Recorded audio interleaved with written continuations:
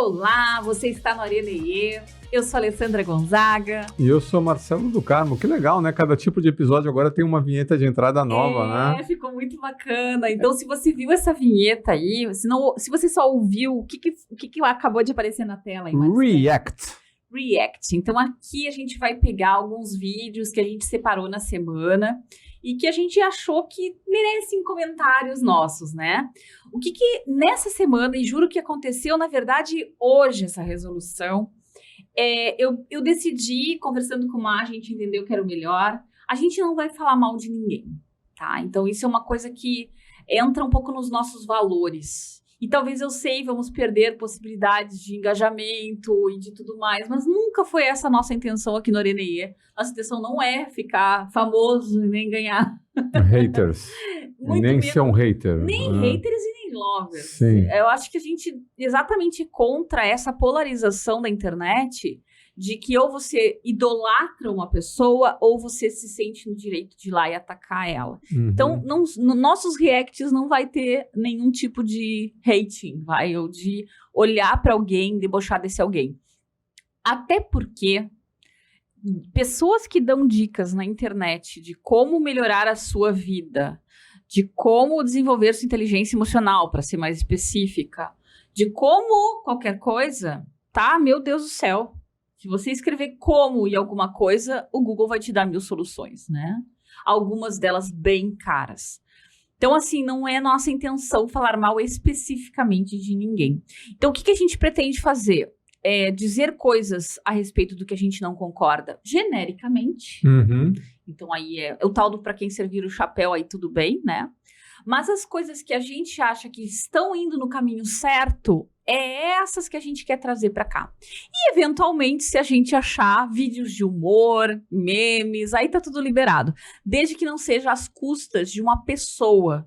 Se for de um personagem, se for uma imagem que só, por exemplo, a gente mostrou lá da capivara, tá tudo certo, né? Nenhuma capivara foi ferida para fazer esse episódio. Só não dá para colocar vídeo com música, né? Porque aí o YouTube reclama dos direitos autorais, etc. Então, ser pessoas colocando suas percepções ou reflexões, né? Isso. A respeito de temas ligados à inteligência emocional. E esse mês é o mês do autocontrole, né, Ali? Isso, autocontrole emocional. E exatamente por isso que a gente precisou tomar essa resolução. Porque, meu Deus do céu, todo mundo tem uma receita para autocontrole emocional, não tem? Sim, lá? Todo mundo tem uma pílula vermelha, né? Todo mundo tem um red pill. Faz isso, peraí que agora você vai saber a solução. Você só precisa pagar aqui 10 mil reais, ou quem sabe, né? Fazer uma experiência comigo, que eu sou o cara que conseguiu tudo na vida, que sei todas as respostas, eu né? lembro uma vez de ter assistido um vídeo do Clóvis de Barros, que ele falou assim, você vai na livraria, você compra todos os livros de 10 dicas infalíveis e hábitos infalíveis para a sua vida dar certo, lê e leva sempre no carro, porque aí você nunca vai passar por um farol vermelho, nunca mais vai ficar preso no trânsito, nunca vai pegar uma enchente, porque lê o livro, mas tem que levar o livro no carro junto, Sim, né? É igual o cara que vai na academia, se não tirar foto e postar na rede social, não emagreceu, né?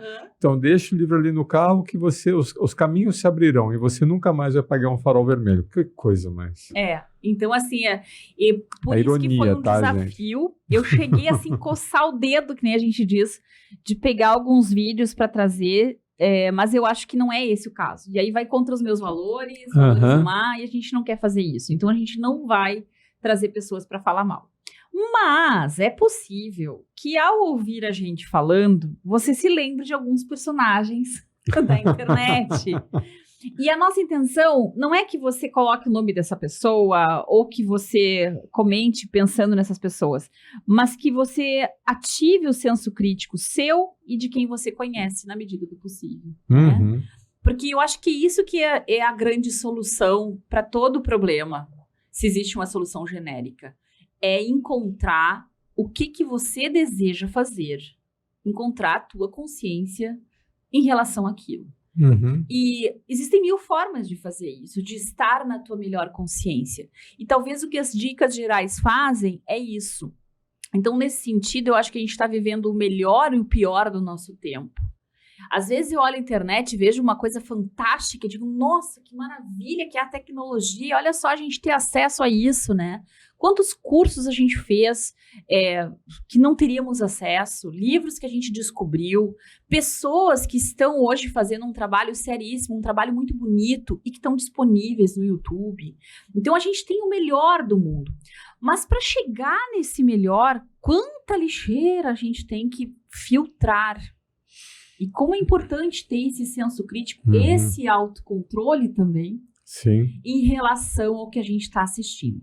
Então, feito todo esse disclaimer aí no começo, né? A primeira coisa que me fez parar de ir nessa direção foi uma pessoa que eu vi na internet que ela estava falando dicas para eliminar a procrastinação. Aqui já estou quase sendo muito específica, né? Mas ok. Não, tem umas 50. Tem uma galera que faz curso para vencer a procrastinação, então tudo bem. Só que o que eu fiquei preocupada?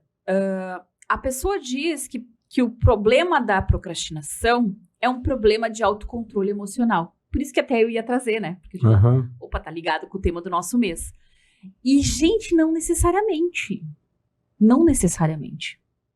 Então, a procrastinação pode ser um problema porque você tem um cobertor curto na tua vida e você tem muitas atividades e você não tá dando conta. Você pode ter pessoas tóxicas ao teu redor. Sim, às vezes o mundo é ruim mesmo. E às vezes é muito difícil vencer a tua realidade. Pode ser um problema de perfeccionismo. Pode ser um problema eu já ia dizer, mano. Perfeccionismo é um dos piores parceiros para se ter na vida, para se conseguir fazer as tarefas. Porque você ergue uma régua muito alta do que você precisa.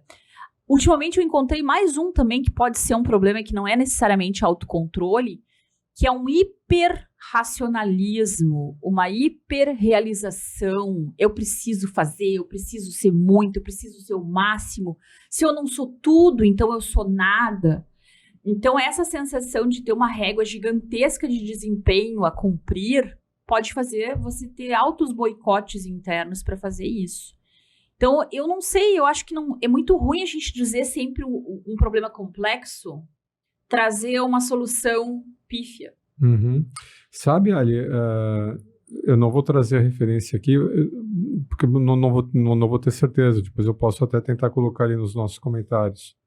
Mas na época que a gente estava estudando o aprendizado humano, essa tendência de você enxergar o mundo de forma cartesiana, isso, aquilo, a quantidade de dimensões que você consegue perceber, administrar, conciliar, é diretamente proporcional à sua capacidade cognitiva, à sua capacidade de aprendizado. De análise também. Capacidade de análise. Então, mentes mais simples, elas têm a tendência de polarizar. É ou não é? É isso ou aquilo. Duas dimensões. Claro que nós estamos falando de mentes simples, e não de pessoas simples. À medida que a pessoa vai amadurecendo e vai aprendendo a aprender, ela começa a falar, não, mas peraí, não tem só essas duas opções. Não é só isso. E muito desses vídeos, né, que a gente... Né, é o reducionismo. E muito desses vídeos que a gente vê, como esse que você estava falando da procrastinação, não, o problema da procrastinação é esse. Pronto, descobriu a América. Não é só isso. Não, e não só descobriu a América, como ela sabe como chegar agora no continente dourado. Porque ela estabelece uma falácia, né, que isso é uma falsa lógica, e fala assim, não, isso é isso. E aí o problema da falácia é que você escuta assim, faz sentido.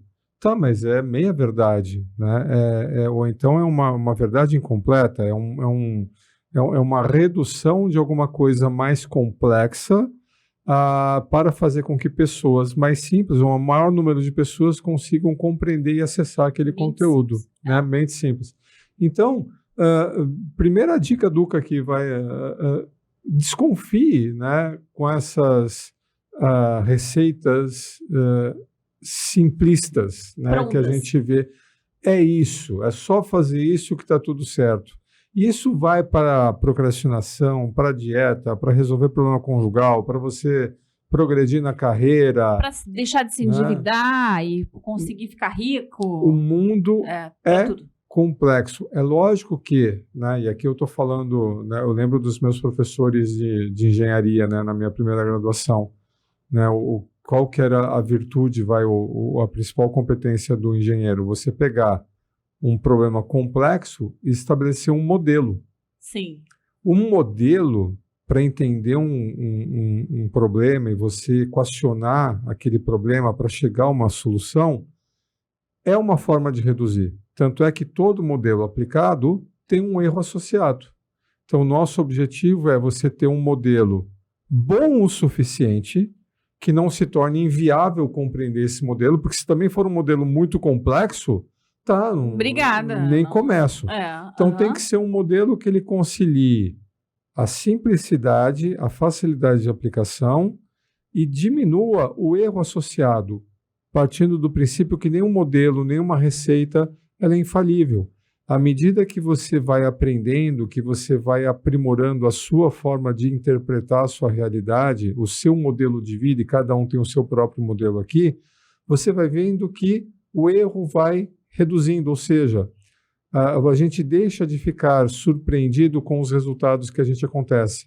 Nossa, mas por que será que aquela pessoa fez isso? Nossa, mas por que será que essa ação gerou essa reação?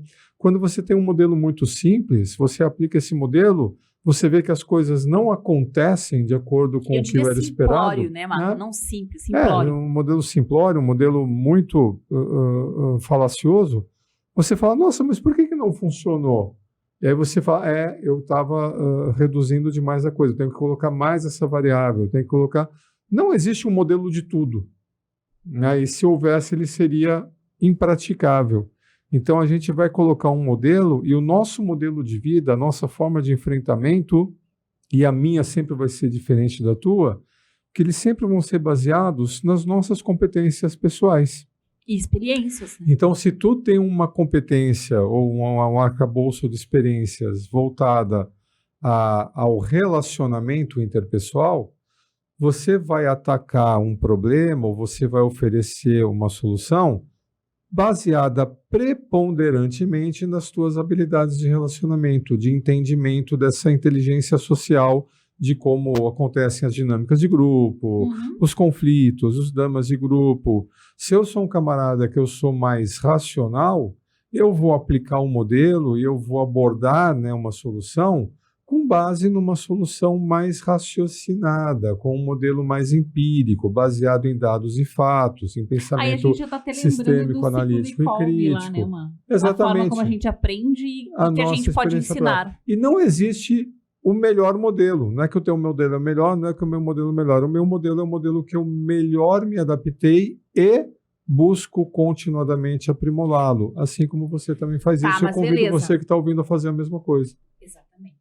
Mas o que eu acho que é importante a gente trazer aqui, essa é a minha necessidade nesse momento, é que a gente precisa ter a análise crítica ligada para não cair em armadilhas emocionais. É aí que eu quero chegar. Quando a gente transfere para outra pessoa, seja um professor, seja um guru, seja um coach, seja um psicólogo, seja um chefe, seja alguém da tua família.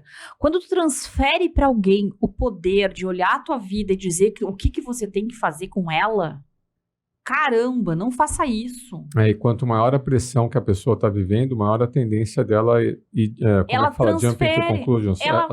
Porque tu imagina se, vamos dizer que eu tenho um problema crônico com procrastinação, já que eu peguei esse exemplo, tá? Eu não consigo terminar as minhas tarefas, eu fico confusa, e aí eu tô zapeando lá no meu momento procrastinador na internet, e eu olho uma dona lá toda arrumada, parece toda integrada, ela parece inteira, ela parece aquilo que eu gostaria de estar. Talvez porque ela tenha uma boa articulação verbal, talvez porque o cabelo dela esteja bonito, a maquiagem tá perfeita. E eu olho e digo, nossa, como é que eu fico assim? Aí ela diz logo no final, mas eu tenho a solução, se você clicar aqui, eu vou te contar como é que você acessa isso daí. Cara, aliás, por que a gente cai nisso, mano? É a tal da fórmula lá, né? Que você primeiro explica a dor, para você estabelecer uma ponte empática com o teu usuário, o teu visualizador ali, a partir da dor, eu tenho essa dor. Que legal, mas eu tenho a solução, eu quero. Então eu vou comprar de uma pessoa, o que eu tô comprando? Esse que é o ponto, gente, eu não sou contra comprar curso na internet, não apenas eu já fiz, como eu já vendi, tá? Não é isso que eu tô dizendo. Eu tô dizendo é que quando tu vai comprar algo, tu tem que ter noção se aquilo vai realmente atender a tua necessidade. Se casa com o teu modelo. Se casa com o que tu precisa. Uhum. Em primeiro lugar, tu tem que ter clareza do que tu precisa e depois da viabilidade disso te dar uma solução. Vou dar um outro exemplo para sair desse da procrastinação. Uma vez eu estava dando aula num pós-graduação de inteligência emocional e um aluno veio me mostrar, e isso faz muitos anos, isso aí deve fazer, deixa eu fazer uma conta aqui, talvez uns 8 anos. E aí o aluno veio me mostrar um determinado guru que estava na moda, e me disse, professora, a senhora já ouviu falar do fulano de tal? Eu disse, nunca ouvi falar. E aí ele começou a mostrar um trecho do que seria uma interação desse cara num grande público. Era, sei lá quantas, talvez milhares de pessoas. E essa pessoa lá na frente mostrando um extrato bancário de como tinha conseguido obter. Sabe assim, cheiro de esquema, imagem de esquema, cara de esquema, rabinho de esquema. Era golpe. E a pessoa cai. Como que a pessoa cai? É isso que eu me pergunto. Quando nos anos 90, não, nos 90 não, final dos anos 90, eu me lembro que uma vez, essa história tem que contar. Eu tava voltando pra casa, eu tinha uma locadora perto da minha casa, que eu adorava ver filmes na minha TVzinha Canguru. E aí eu tô indo buscar mais uma das 500 comédias românticas, porque eu era um ser solitário que morava num pensionato de irmãs, então eu queria ver alguma comédia, alguma coisa boa, bonitinha e fofinha pro meu final de semana. E por eu estar sempre tirando filmes fofinhos, eu acho que as pessoas que tinham essa locadora pensavam, mas essa moça tem cara de tonta, né? Eu sei que um belo dia, aquele casal que era dono daquela locadora, e eu posso contar porque não apenas faz muitos anos, porque eu não faço nem ideia de onde eles estão, eles queriam que eu fosse conversar com eles sobre uma super possibilidade de negócio. Pirâmide. Pirâmide financeira. Eu não era das mais luzes, assim, na época. Mas em 15 minutos de conversa, eu pensei, por onde eu saio daqui? A minha única tentativa era, cadê a rota de fuga? Né? Então, assim, desconfiem de pessoas incríveis, milagrosas, pessoas que têm soluções de todos os problemas da humanidade, pessoas que aprendem mais do que os outros, que são mais bonitas e mais influentes, ou que parecem mais chiques, ou que tentam transparecer o tempo inteiro que é nelas que está a solução. A internet... Que elas descobriram a Red Pill. O principal filtro da internet é você mesmo. Vamos pro primeiro react? Vamos pro primeiro. React, então. Vamos lá. Essa é uma pergunta típica do nosso tempo, porque nós temos sido bombardeados por uma cultura das mensagens motivacionais que vem desde os livros de autoajuda lá no início da década de 80 e agora chegaram nos cards de Instagram e chegaram através dos coaches. Gente, isso é incompatível com o humano. Nós somos atravessados durante as 24 horas do dia por imensas sensações divergentes, ambivalentes, que não tem nada a ver com motivação, que às vezes nos levam para a contemplação, para o silêncio, para a melancolia, para a ira. A gente vive esses atravessamentos da vida e eles conjuntamente constroem a nossa maturidade emocional. Estar motivado o tempo inteiro é a construção de uma postura imatura emocionalmente, inclusive que não posiciona a gente na adultez. Quando nós estamos vivendo uma crise, não é essa postura motivacional eufórica que vai promover saídas inteligentes e criativas para os nossos impasses. É justamente o contrário. É nós escutarmos tudo o que a crise promove em nós de uma maneira honesta, porque as crises, elas fazem dentro do nosso funcionamento emocional uma espécie de microfone para os pedaços de nós que nós não estamos escutando e que precisam ser escutados para que nós possamos, inclusive, fazer novas escolhas. Pensar no que precisa ir embora, do que não é mais para mim, do que não é mais digno, né, da minha existência. Eu estou num processo, por exemplo, de me empoderar e eu começo a abrir mão das más escolhas. Tudo isso eu faço quando eu consigo escutar a minha dor, quando eu consigo escutar o meu mal-estar e não a motivação. Muito bom. E aí, Mal, o que tu faz com isso? Esse vídeo do Alexandre Coimbra Amaral, tá? E a pergunta era, porque como é que a gente faz para ficar o tempo inteiro motivado? Pois é. Não, é legal, é uma reflexão importante e ele fala o óbvio, né? Vou fazer a analogia aqui com a dor física. Quando você sente uma dor física, é que alguma coisa não está bem com o teu corpo. Então, o que você faz quando você está com dor? Se você consegue identificar aquela fonte daquela dor, você vai se resguardar, você vai mudar a sua alimentação, ou você vai procurar um médico para fazer um diagnóstico, algum exame clínico, algum exame de imagem. A última coisa que você deve fazer é se entupir de analgésico. Porque você, ao se entupir de analgésico, a dor some, mas o problema não. Né? Então, essas pílulas motivacionais, essas receitas motivacionais, essas programações neurolinguísticas, elas podem trazer esse risco. Porque, como você mesmo já falou em treinamentos e aqui mesmo nesse podcast, em vários episódios, toda emoção, ela traz uma mensagem. As emoções negativas, e olha só, né, no painel de bordo lá do Divertidamente, a gente tem muito mais emoções negativas do que positivas. E essas emoções negativas, essa possibilidade de identificar o que nos traz medo, então fugir de um perigo, o que nos traz nojo, então nos faz mal, nos contamina o corpo, nos contamina a alma, isso ajuda na nossa preservação, isso ajudou a gente a evoluir como espécie. Então, ignorar essas mensagens emocionais pode ser muito perigoso. Pode. Eu gosto muito do Alexandre, tá? Ele tem vários livros explicando exatamente isso, de que a gente tem que ter esse contato. Ele tem cartas para as emoções, a gente já deu aqui várias vezes os livros dele como referência, depois a gente pode até botar como referência nesse episódio alguns. Mas o que eu acho importante é isso, você tem que suportar o tempo suficiente a emoção negativa para que ela tenha um efeito curativo em você. Então aqui, diferente talvez da dor física, em que você tem que, logo que identificou, já tentar tratar aonde ela está sangrando, no emocional, não há muito benefício também, claro, em suportar aquilo ali. Não é para você ficar suportando a tristeza, suportando o medo, no sentido de que você aguente o sofrimento, aguenta, sofre mais. Não é essa a intenção. A intenção é ouvir o recado. O que você precisa tirar dali? E só então você daí sim buscar as emoções positivas. Então é muito, muito boa essa tua analogia, porque se a gente se anestesia, a gente não ficou o tempo suficiente em contato com aquele mal-estar, e é ruim se sentir triste, se sentir com raiva, se sentir confuso, se sentir insuficiente, se sentir ressentido pelo que alguém te falou. Claro que é ruim, ninguém tá dizendo que vai ficar bom.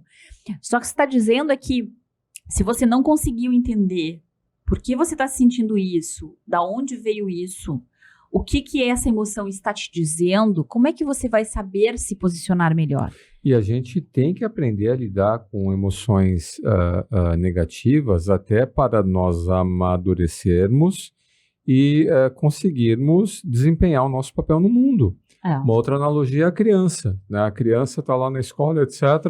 Aí vai lá um coleguinha buller e vai lá e faz bullying com ela.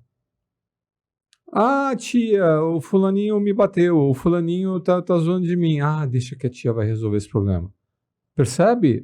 Se você não souber se posicionar, enfrentar, se defender, como é que você vai amadurecer? Então, faz parte de tornar-se adulto eficaz, que vai conseguir desenvolver uma carreira profissional e vencer concorrências e competições no ambiente de trabalho, que vai conseguir estabelecer um relacionamento saudável com uma contraparte afetiva e vai vencer as dificuldades da vida a dois, né, onde duas culturas familiares se batem de frente e esse casal vai ter que construir a sua própria cultura pessoal. Então, essa capacidade de enfrentamento nessa sopa de emoções negativas é o que nos torna pessoa, é o que promove o processo de individuação, é o que promove o processo de crescimento pessoal. Tá, eu com essa história do bullying, eu faria várias ressalvas aqui, claro. Eu me lembro que uma vez eu estava dando aula sobre bullying no trabalho e um aluno ergueu a mão e disse, professora, eu sofri muito bullying quando eu era criança, mas isso me tornou mais forte nessa linha de raciocínio.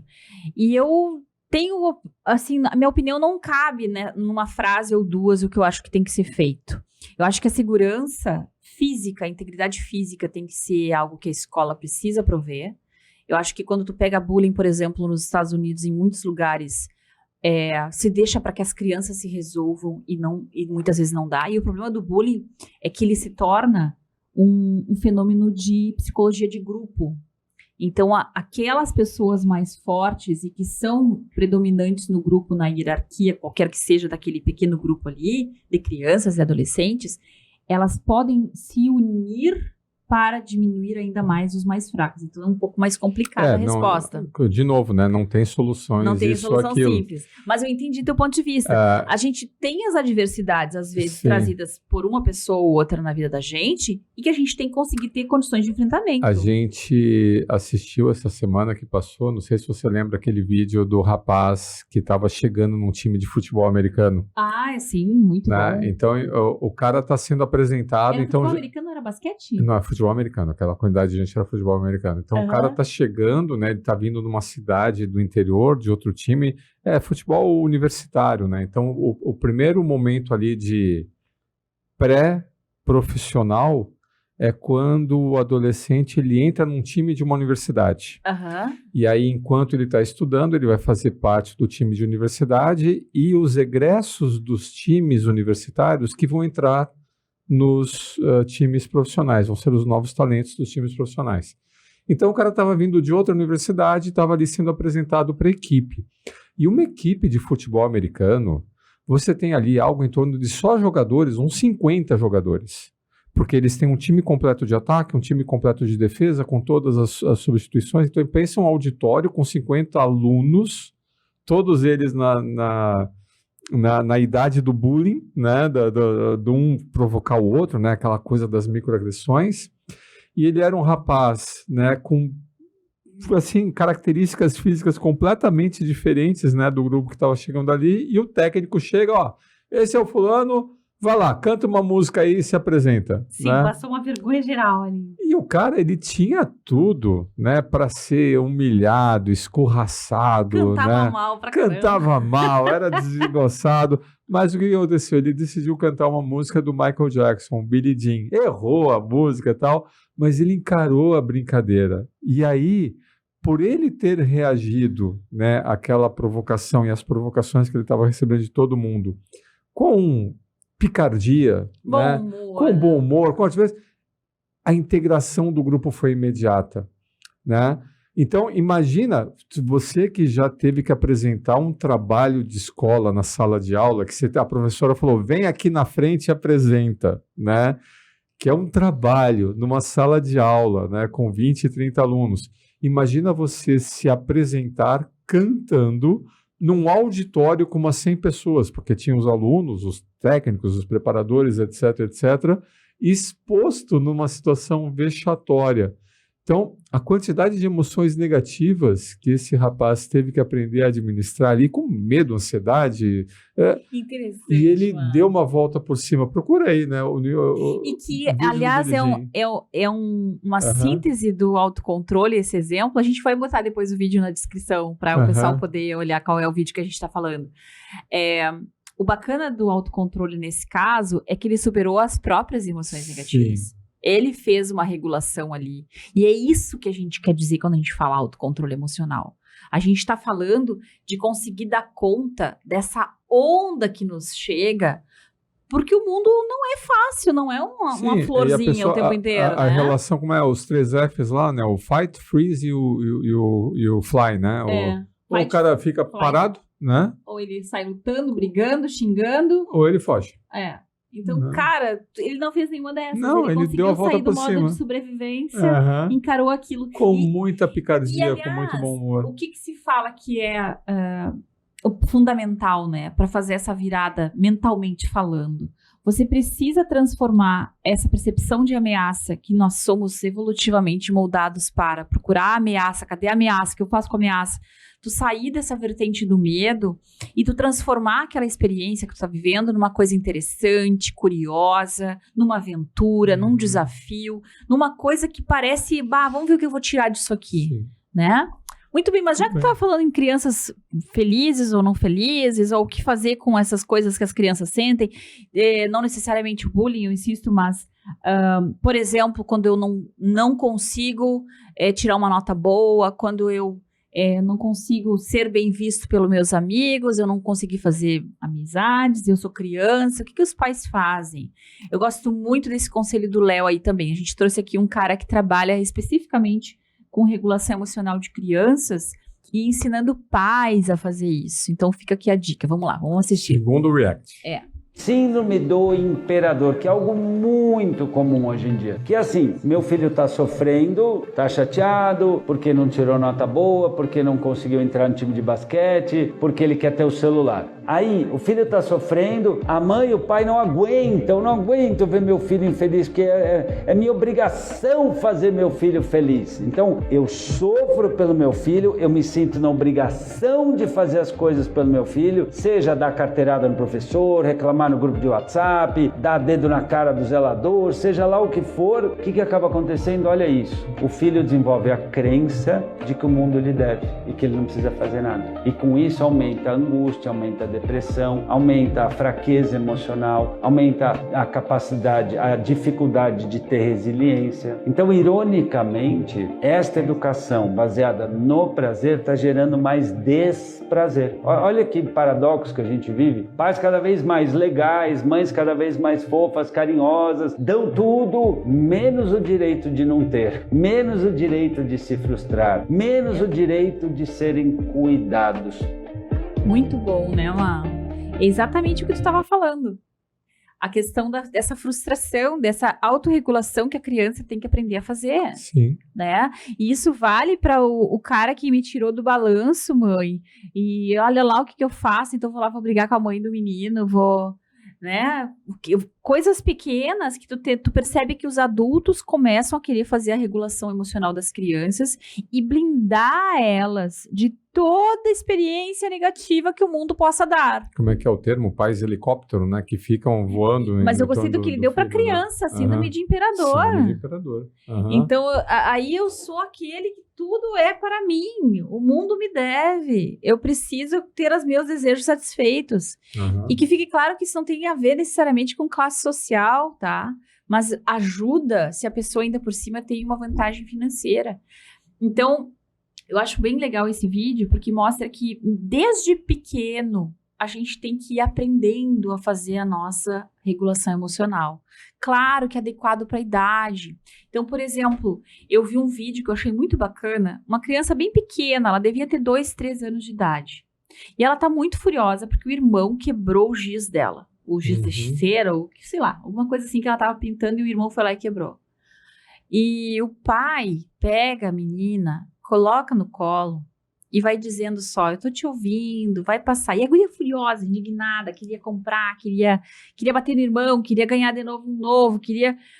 E o pai tá ali só presenciando a raiva, se mantendo calmo, não trazendo nenhuma solução, para que quando ela se acalmasse, eles pudessem pensar no que poderiam fazer. Eu achei tão lindo, porque daí, nesse caso, o pai está ajudando a filha a fazer a regulação emocional, porque ela é muito pequena para fazer isso. Então, ela está experimentando uma crise de raiva, e o adulto está ali para ajudar a criança a passar por aquele processo. É o blueprint lá do Ruler, né? Aquele método de regulação emocional, né? Para crianças, né? Em escolas, né? Que, aliás, a gente precisa relançar esse nosso treinamento, né, Ali? Vamos ver se muito bom, né? Era baseado na escola de Yale de inteligência emocional. O método Ruler, né? De regulação emocional em crianças e adolescentes. E professores A gente já teve esse curso com a Escola de Professores Inquietos. Vamos relançar, se Deus quiser, esse ano. com a Lucinéia Garcia, da Gerando Falcone, já estamos anunciando aí, ó. Então, inteligência emocional para educadores vai voltar, gente. A gente vai colocar, ainda não sabemos a data, vamos começar a produzir a partir de março, mas a ideia é oferecer esse produto aí. Vai ensinar inteligência emocional desde criancinha. Sabe uma coisa que eu não vi aqui no Brasil, Ali, mas eu não sou assim tão qualificado para seguir, não sei se acontece isso em TikTok, por exemplo, TikTok é uma rede social que a gente não segue, né? Mas lá nos Estados Unidos é bastante popular no YouTube o fenômeno das Karens. Ah, sim! Que a Karen, a Karen não precisa ser mulher, pode ser um homem também, eu não sei se eles chamam de quem, né? Mas é uma pessoa, eles usam entitled, né? A pessoa que ela se acha merecedora, né, de todos os direitos e privilégios e vantagens que a humanidade, né, puder lhe prover, e qualquer mínimo obstáculo, né, que esse indivíduo tenha que enfrentar, qualquer não, né, que a vida lhe traga, ou então qualquer coisa que não seja do jeito que ela acredita, né, ela e as vozes da cabeça dela que tenham que ser assim, essa pessoa tem uma reação dramática, chama a polícia, dá piti. Dá um carteiraço. Tem um monte de vídeos de Karen sendo tiradas do avião, né, pela segurança do aeroporto. E que fique claro que são mulheres, mas são mulheres homens. E homens. O nome fica para as mulheres, isso eu já não gostei. Quando é homem, eles chamam de Karen. Né, eu não gostei disso, eu achei bastante machista isso, até porque tem muito homem dando piti aí. Mas é baseado numa Karen que deu origem à série. Pois né? mas eu acho que fica meio machista. Aí, olha só, só para nós lembrar então, quem acabou de aparecer no vídeo lá era o Léo Freiman, tá? E depois a gente vai deixar links dessas pessoas. Nossa intenção não é ajudar a vender os cursos do Léo, ou não sei se o Alexandre tem, né? O Alexandre Coimbra. É dizer que é por aí as coisas que a gente pensa. É como eu disse lá no começo do episódio. A gente vai salientar as coisas que a gente entende que tem valor, né? E por aí já dá pra saber o que a gente acha que não tem valor. Isso aí. Beleza, agora próximo vídeo então, vamos ver. Você precisa poder sentir o que está ruim, né? Para você poder saber o que te causou esse sofrimento, para você poder não voltar lá. Por exemplo, é um excesso de trabalho, é um excesso de cobrança no trabalho, de autocobrança no trabalho, de fantasia de ideal do eu na correspondência em relação ao que você acha que seu chefe espera, na comparação, na disputa, no que quer que seja no trabalho. Então isso te faz mal, você precisa conseguir sofrer isso para poder entender que é disso que você está falando, para você poder tratar disso. Mas para isso você precisa sofrer. Eu sei que no final de um dia, de uma semana de estresse, de enfrentamento, de guerra, de batalha e tal, você quer se apagar. Eu também, normal, todos nós. Você quer parar com aquilo. Mas o ideal é não fugir disso para conseguir entender isso, não fugir desse sofrimento, para entender esse sofrimento, para conseguir tentar resolver esse sofrimento na medida do possível. Às vezes não dá. Às vezes realmente não dá. Às vezes você não consegue sair daquele emprego, mas você consegue sim revisar a sua atuação, o seu ideal do eu naquele emprego. Isso é uma coisa que eu falo todos os dias, basicamente, para alguém com quem eu tô trabalhando. Tudo bem, tem a empresa, eu sei, é uma bosta, mas tem você criando essa fantasia de quem você tem que ser para sustentar esse lugar. Tem também isso. Tem que você pode ser descartado e tal, tem também. Eu sei que tem uma coisa objetiva aí, lógico que tem, mas essa você não consegue resolver provavelmente. Você consegue reelaborar a sua fantasia em relação a isso, né? E você despressurizando isso um pouquinho, você pode voltar a pensar o que é o tempo livre. Se eu quero estudar, se eu quero ler, se eu quero dormir, porque eu tô com sono. Não é que eu quero me anular, eu só quero dormir. Nesses campos que a gente está falando aqui, eu acho que você pode conseguir pensar um pouquinho sobre as diferenças entre prazer e compulsão. A compulsão não é a satisfação da necessidade que você está enfrentando, é a tentativa de amortecer aquela necessidade que você não consegue resolver. Então você tem várias necessidades, você está ameaçado, então a necessidade de fugir e se defender, você não consegue porque você tem que se manter naquele emprego, veja, né? Você não consegue sair dali, se defender daquele ambiente ameaçador. Então você bebe, ou você come, ou você toma remédio e tal. E aí isso não resolve, né? Porque a necessidade era de fugir e se defender, ou a necessidade de ser amado, enfim, vai variar, ou as duas coisas, mas então você se amortece, e aí como não resolve, você se amortece mais e mais e mais e mais. Não que não tenha prazer na comida, pode ter prazer na comida, mas o prazer não é prazer de verdade, vamos dizer assim, porque ele não está reduzindo essa tensão que devia ser reduzida. Então você causa compulsão. É isso que é compulsão. Por outro lado, se o comer tem a ver com uma vontade de comer, você vai ter prazer aí. Você fala, que gostoso comer esse negócio, estava com fome, bem gostoso, essa comida, ou a vontade de sentir o álcool funcionando. Nada contra o álcool, não é isso, mas é assim, é o que está te levando ali. Então você tem que conseguir fazer essas percepções. Para isso, você não pode recusar o sofrimento, percebe? Senão, você não consegue fazer essas interpretações mais inteligentes. E aí você vai se emburacando numa rede de compulsão, amortecimento e de culpabilização. E aí você vai pensar se, tem como mudar esse emprego? Não tem como mudar, tem como buscar um emprego mais legal? Não tem, às vezes não tem.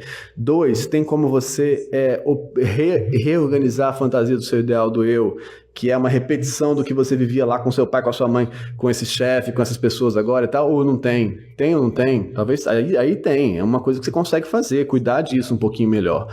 Você não tem que ser tão dominante aí, você poder perder, você poder não ser o centro, você poder não cumprir, às vezes não entregar. Será que você tem que entregar tanto assim, né? Você tem que fazer todas essas metas? Ou talvez se você fizer 80%, 50%, relaxar, negociar um pouco com isso aí, não fizer isso tudo, você vai ser demitido? Tem que pensar, tem que poder olhar. Às vezes a vida é uma merda mesmo, concretamente falando, mas às vezes não. Então, se você consegue reduzir um pouco a ansiedade, você tem espaço para fantasiar, né? E se você tem espaço para fantasiar, você tem espaço para imaginar e construir proativamente, proatividade da empresa, campo de satisfação. A gente vai priorizando as homeostases, né? Os reloginhos. Então, várias vezes tem uns que estão meio cagados, assim, meio assim, precisava de mais vínculo, precisava de mais sexo, precisava de mais conversa, precisava de mais coisa e tal, e você não tá vendo, porque tem a ansiedade aqui em cima, assim, em cima de você.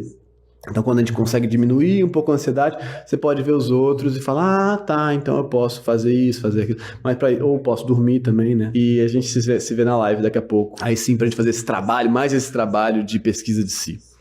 Mas que pode ser feito assim no seu tempo, sem questão. Você pode levar, às vezes eu falo, você pode levar 1 ano fazendo um texto, não tem problema. Enquanto isso, a gente está aí processando essas coisas. Ninguém está com pressa. Então, você pode fazer isso com calma, com o seu tempo aí e tal. Tá bom? Espero ter ajudado e esperança de ter desopilado um pouco essa pressão do que é o prazer. Da gente entender o que são os nossos campos de prazer. Eu acho o Manuel muito interessante e até engraçado, assim. É porque ele tem... dá pra perceber que a mente dele vai abrindo 500 mil janelas. Uhum. E... Ele é a personificação da ansiedade. Né? Isso é você interpretando, que fique claro aí, ó. Mas ele vai abrindo janelas. Então, o que eu captei dali, tá? Das tantas coisas que ele falou. Eu gostei dele trazer essa coisa da diferença entre o prazer e a compulsão.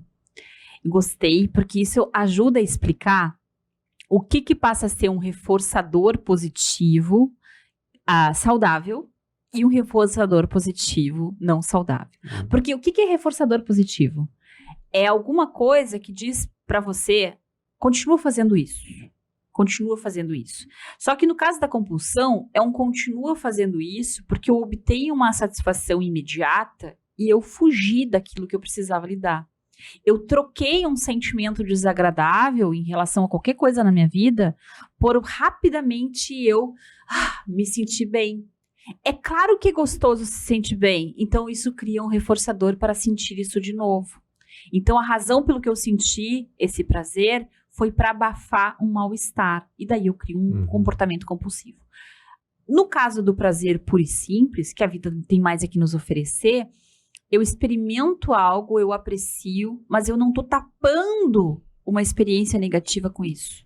É isso, Má? É isso que dá para dizer? O que tu captou? Vamos ver. Não, vamos lá. Primeiro, uma observação geral, né? Os 3 cortes até aqui, todos eles falam da nossa dificuldade de lidar com as emoções negativas. Isso, perfeito. Tá? Então, isso é uma realidade. A gente tem que aprender, né, a lidar com a emoção negativa. Né? Eu nadava, né? Então, quando a gente nadava, eu tinha colegas assim de natação que botavam protetor auricular e se você nada, vai entrar água no ouvido, às vezes você vai tomar um gole de água, né? Faz parte, né? Não tem como você ser médico, mas enfim, né? Ele explora ali, me lembrou a galáxia da alegria do universo de emoções. A tal da alegria... Modelo do professor Eduardo Punset. Isso. A tal da alegria, que a gente tanto gosta, tanto preze, tanto aprendeu a valorizar e a gente quer estar alegre, não se permite não estar alegre, ela é uma emoção que ela passa rápido, né? Porque, fiquei muito alegre. Que bom, recebi uma notícia fantástica. Vou sair aqui comemorando, etc. Daqui a 5 minutos passou, né? A alegria. E aí o que a gente faz? Como é tão gostoso estar alegre, a gente vai buscar substitutos para a alegria. O que ele colocou ali, que também está na galáxia da alegria, são as emoções ligadas ao prazer. Só que se, por exemplo, uma notícia favorável, ganhei um pedido, né, fechei um contrato, etc., nos torna alegres, o prazer, ele é muito fugaz. Tô com a musiquinha na cabeça, tudo em você é fugaz. O prazer é muito fugaz. E o prazer, por ele ser fugaz, por a emoção associada ao prazer, a alegria associada ao prazer terminar tão rápido, leva à compulsão. Então, comprei uma camisa nova. Que legal minha camisa nova. O que eu vou comprar agora? Então, todos os vícios, pornografia, obesidade, excesso de consumo, que leva você a estourar o teu cartão de crédito, que leva você a ter problema, etc., etc., são associados à busca, né, da alegria pelo prazer, que são essas emoções muito, muito, muito fugazes e não adianta. Outro caminho que está lá na galáxia da alegria, humor. Então a vida está ruim, deixa eu ver aqui essa sketch de humor, ou deixa eu contar uma piada, ou vamos colocar uma situação engraçada no trabalho. Então quando você está ali no trabalho, às vezes a gente não está a fim de encarar, né, o pepino que a gente vai ter que descascar, e a gente fica contando uma piada, contando uma história engraçada, espichando um pouquinho o almoço, fazendo um bullying do outro, zoando um com a cara do outro. É a busca da alegria por meio de humor. Aliás, isso explica tanto porque a gente tem esse boom de podcasts de humoristas, né, na internet. As pessoas, elas não têm dinheiro ou não querem cair no prazer, elas vão atrás do humor. Então, enquanto você está ali vendo o sketch de humor, você está entretido numa situação que simula alegria. Desligou, né? Desligou. Por isso que as pessoas ficam maratonando, né, as coisas de humor. Então, entra num mix, né, que um vídeo leva outro vídeo, aí quando o cara vê, ele passou 2 horas da vida dele vendo sketch de humor. Também não funciona. Terminou a internet, voltamos para a vida real. Outro caminho, ilusão.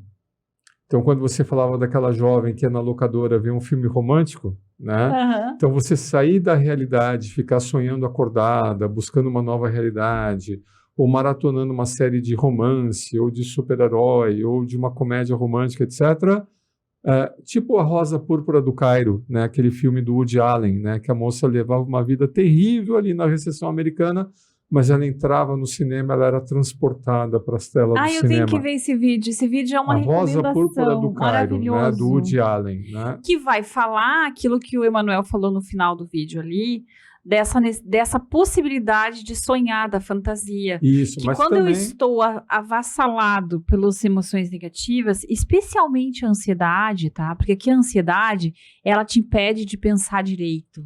Então, e no caso da tristeza, tu até pode ficar mais reflexivo e tu fica lá escrevendo. Antigamente a gente escrevia cartas, né? Era uma coisa muito legal. Dá para fazer carta para si mesmo também, né? Mas todos esses elixires, Ali, eles são inócuos. E quando a pessoa desliga e volta para a realidade, aumenta a intensidade da emoção negativa que a pessoa está sentindo. E ela se deprime. Não sei se é inócua. Eu acho que o que o Bisqueira recomenda? Nenhuma solução é definitiva. Não, o que o Bisqueira recomenda? Quais são, assim, os antídotos mais eficazes? Esse é o Rafael Bisqueira, parceiro do Eduardo Punset, gente. Os mais eficazes. Se no presente não está legal, vai para o passado ou vai para o futuro. Então, na tua vida, não esteve sempre ruim. Você viveu momentos felizes. Então, você lembra desses momentos felizes, isso te dá até uma sensações de gratidão, por exemplo, quando alguém estava ali para te ajudar a sair de uma encrenca, etc, etc. Então, associar a emoção da gratidão, ou essa um pouco...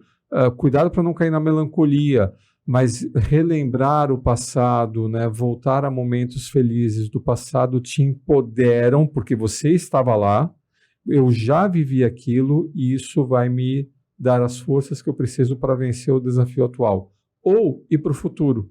Então, esperança, fé, acreditar... pedindo para que as emoções positivas elas se desloquem para o passado ou futuro para poder te resgatar. E todas essas emoções, porque fé, gratidão, se ir para o passado, ir para o prazer, ir para o daydreaming, são emoções da galáxia da alegria, que elas orbitam em torno da alegria e, de uma certa forma, a substituem. Só que as substituições pelo prazer geram compulsão. Não necessariamente se for um prazer puramente elas sozinho, podem gerar compulsão, tá? Uhum. Então, elas podem gerar compulsão. A do daydreaming pode gerar uma desilusão. A do humor, né, desligou, ineficaz, né, vai roubar, né, o tempo de ação da tua vida. Então, essas emoções de alegria ligada à esperança, fé, confiança, né, e a gratidão pelo passado são as mais eficazes para enfrentar essas emoções negativas e reduzir a tua ansiedade. Era isso que eu queria falar. Bacana. Buscar o modelo do Rafael Bisquerra. Rafael Bisquerra é esse professor da Universidade de Madrid, gente. Barcelona, né? Madrid? Acho que é Madrid. Acho que é Barcelona. Aí, bom, mas... É espanhol. É espanhol. E aqui é Barcelona. Uhum. Ele é doutor em pedagogia e catedrático de orientação psicopedagógica na Universidade de Barcelona, o Rafael Bisquerra. Uhum. E ele fez Master's Degrees e pós-graduação em Educação e Inteligência Emocional. A gente seguido fala disso porque foi muito interessante que ele fez um contraponto ao modelo do Paul Ekman, né?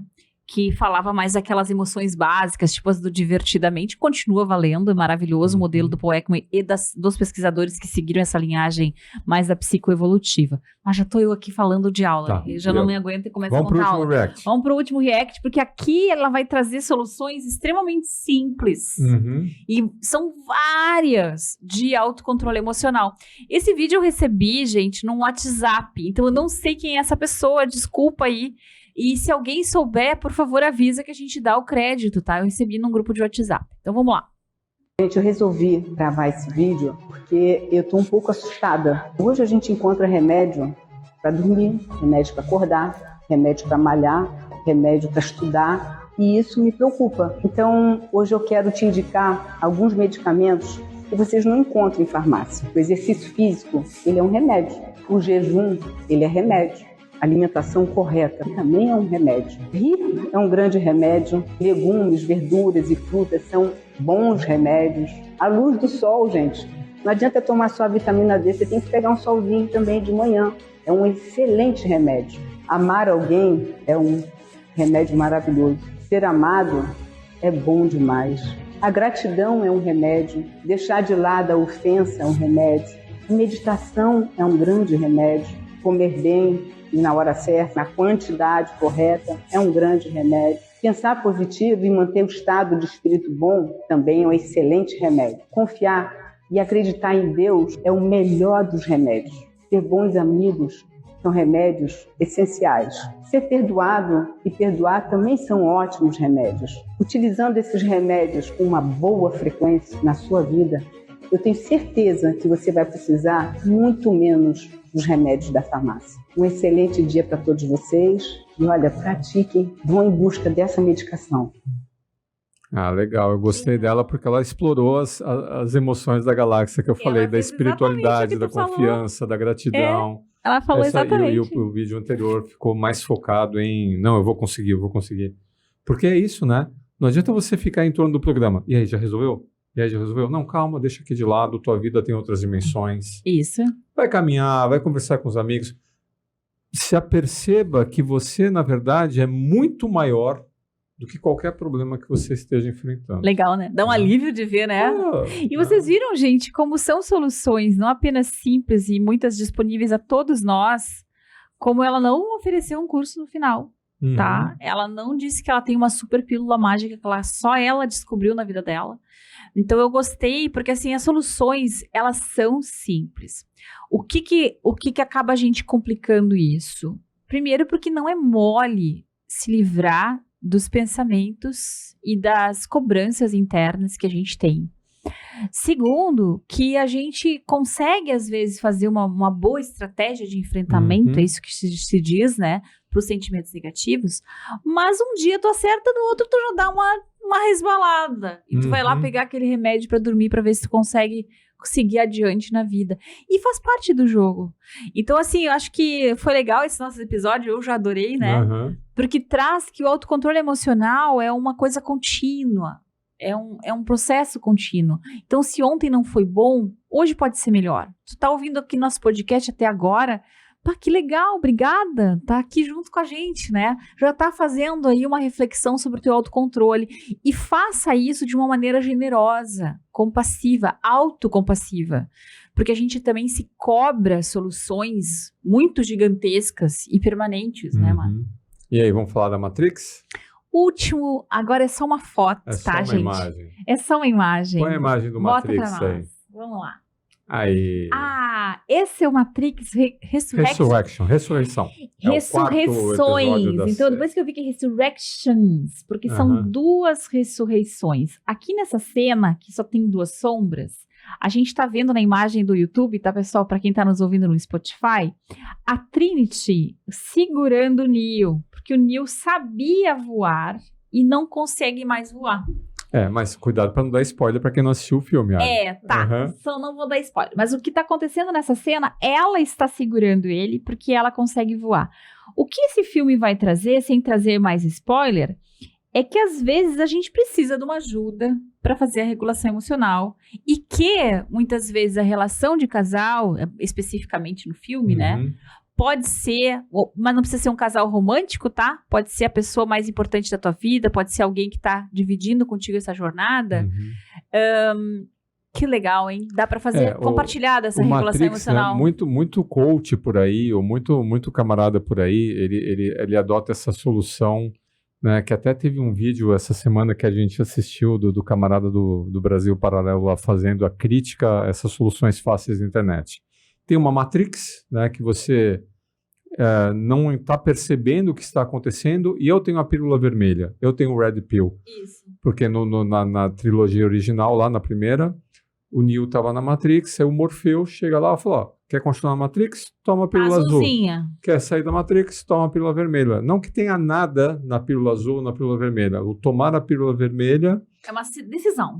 É uma postura que eu decido ser alguma coisa diferente, eu decido, né, desvendar ou sair do meu modelo mental, etc. E, na verdade, não tem Red Pill, né? Não existe uma solução mágica para um problema, né? Isso não acontece. Não existe um grande despertar que a partir dali a tua vida, agora eu sei tudo que deu errado e a partir daqui tudo dará certo. Não tem essa grande virada. É um processo, o que eu é gostei contínuo. desse filme, e aí eu recomendo, né, que se você não assistiu os 3 primeiros filmes, você vai ter que assistir os 3 primeiros filmes. Qual que é o risco, né? É que esse último filme, ele tem uma virada, ele tem uma atuada completamente diferente. Que nos 3 primeiros filmes, existe um herói, que é o Neo. E nesse último filme, existe um casal. Não é um herói, não é uma heroína. É um casal que juntos eles adquirem superpoderes, eles conseguem A última vez que a gente viu isso eram os Incríveis, hein, Juan? Os Incríveis. Os Incríveis eram uma família, né? O Doutor Incrível e a Mulher Elástico lá, né, que formavam uma família e tal. Mas, puxa vida, eu tava buscando aqui na minha memória, Ali, e olha que a gente já assistiu o filme, hein? Nossa. Eu não lembro de ter visto um filme assim de casal. Talvez Bonnie e Clyde, né? Mas aí eles eram... antigo, hein? Eles eram ladrões, etc. Não, e o Mr. e Mrs. Smith, eles tentaram se matar primeiro. Eles eram antagonistas, né? Então não era um casal, não havia ali uma liga de casal. Era uma coisa assim muito enjambrada, né? Porque sempre tem um herói ou heroína e seu par romântico é sua contraparte, que não é o caso aqui. Não é. Aqui é a força do casal e a força do amor, por que não dizer, né? Porque as ressurreições foram baseadas no amor verdadeiro dos dois. Então, muito legal, né? Então, como um último antídoto ou remédio, que nem a última moça falou, amor. Que lindo. E aí, fevereiro, a gente sabe que não é junho, dia dos namorados, mas tem o Valentine's no dia 14 de fevereiro. E o carnaval aí para também desafiar os amores, né? Então aí não precisa ser só amor, né? Casal, romântico, né? Os 3 tipos de amor, né? Não é só o amor eros, né? Isso. Também pode ser o amor ligado à sua amizade, amor de pai, amor de mãe, amor de filho. Amor espiritual, amor. Né? Então você se dedicar a alguém ou alguma coisa que você realmente mais do que você mesmo. ama. Isso vai resolver teus problemas? Não, mas vai te dar uma energia, sabe? Vai carregar a bateria, né? E vai chegar lá no 100%. Você vai dar aqui esse problema que eu vou resolver agora, né? Então, amor, né? Um baita do antídoto tão importante quanto, né, a alimentação, o sono, o exercício físico, é você cultivar as relações, né? Cultivar os hábitos associados àquilo que você ama e te faz bem. Muito lindo, não tem como melhorar isso, Mar. Então, acabou o nosso tempo. Então, obrigada para vocês que nos ouviram até aqui. Se você tem sugestão de algum vídeo, alguma coisa que você viu e não entendeu legal, ou não gostou, ou gostou muito, manda para nós, para a gente falar um pouquinho no nosso próximo React, tá bom? Até o próximo Orelhê, pessoal. Até.